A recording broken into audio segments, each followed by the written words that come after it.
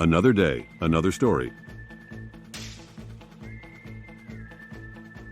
Originally billed as a one-time game of the century, the All-Star Game has become a permanent and much-loved fixture of the baseball season. The first Major League Baseball (MLB) All-Star Game took place on July 6, 1933, at Comiskey Park in Chicago, Illinois. The game was a part of the 1933 Chicago World's Fair, which was a celebration of the city's centennial. Welcome to Tabo Eminent Channel. The idea for the All-Star Game was conceived by sportswriter Arch Ward as a way to boost interest in the sport and provide fans with a unique and exciting event. The game featured star players from the American League, AL, and the National League, NL, selected by fan voting. Notable players included Babe Ruth, Lou Gehrig, and Lefty Grove from the AL, and Frankie Frisch, Carl Hubbell, and Bill Terry from the NL. The American League emerged victorious in the inaugural All-Star Game, winning by a score of 4-2. Babe Ruth hit the first ever home run in All-Star Game history. Adding to the historical significance of the event, the success of the first All-Star Game led to it becoming an annual tradition in MLB. It remains a significant part of the baseball calendar, showcasing the league's top talent and providing fans with an opportunity to see their favorite players compete on the same field. The Great Depression threw America's pastime a serious curveball. Attendance at Major League Baseball games, which had skyrocketed during the 1920s, plummeted 40% between 1930 and 1933, while the average player's salary fell by 25%.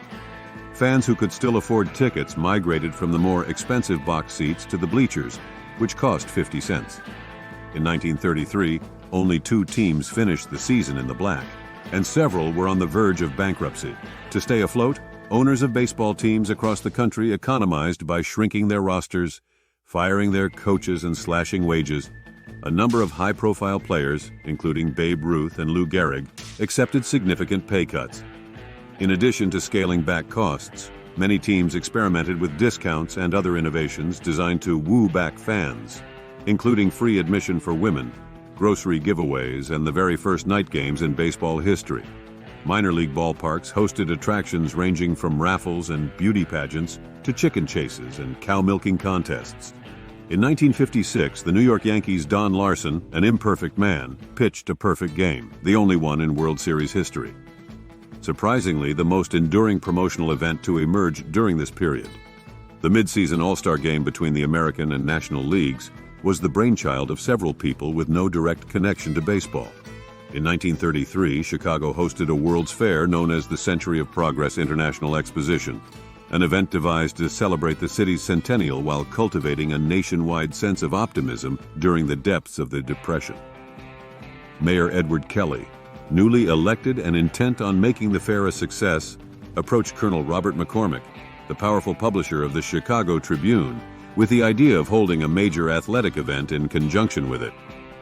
McCormick turned the matter over to his sports editor, Arch Ward, who quickly proposed a one-time game of the century that would pit the finest players of the American and National Leagues against each other at Chicago's Comiskey Park.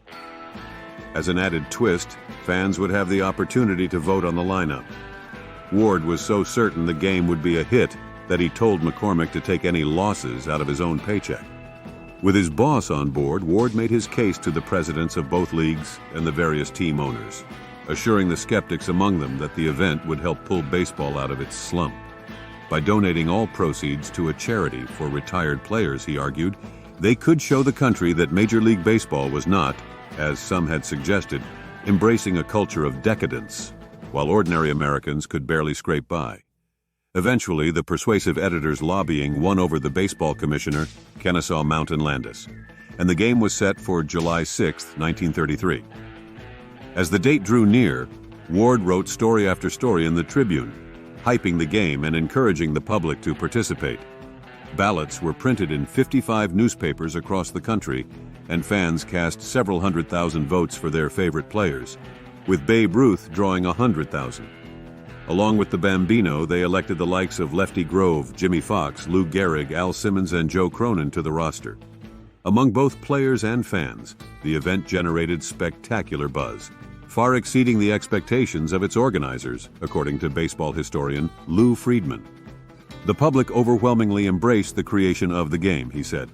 Advance tickets sold out as soon as they went on sale. And when the bleacher seats were the last ones released, they too sold out in a day. As for the players, he added, they immediately fell in love with the idea, and several announced that they hoped to be chosen to play. On July 6th, 47,195 fans packed into Comiskey Park, where some of baseball's most historic moments had taken place. This would be the game, which ended in a 4-2 victory by the American League, did not disappoint, thrilling the crowd with its star-studded roster, built-in drama, and unprecedented matchups. Indeed, for many of the players, this was their first chance to meet and compete with their counterparts from the other league, as Harold Friend, a baseball analyst for Bleacher Report, pointed out. The All-Star Game provided a forum for these baseball greats to rub shoulders, and for a healthy rivalry to develop between them, he said. According to Friedman, there were several memorable moments in the first All-Star Game. The famous managers, Connie Mack and John McGraw, chosen to lead the National League despite being a year into retirement, met at home plate beforehand. Yankee pitcher Lefty Gomez, the starter for the American League, drove in the first run in All-Star Game history, despite having a 143 lifetime average. By far the most memorable moment, however, was contributed, appropriately enough, by slugger Babe Ruth. Ruth was nearing the end of his career and had slowed down, but on his second time at bat, he swatted what proved to be the game-winning home run. Originally intended as a one-time event, Archward's All-Star Game proved so popular that its organizers held another Midsummer Classic the following year.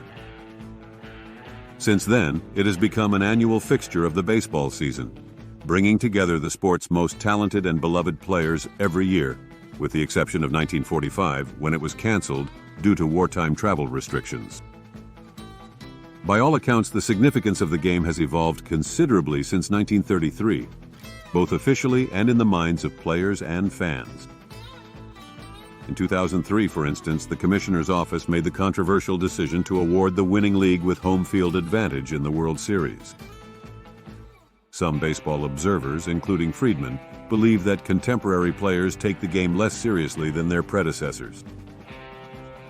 Members of each side used to care more about who won the game, and managers played more to win than to just get players in the game, he said. Still, he added, the creators of the All-Star Game might be amazed that it is still being played. It was created as a one-time event, and it took a few years until it was sufficiently established to endure in many minds. Thanks for watching. Request you to subscribe the channel.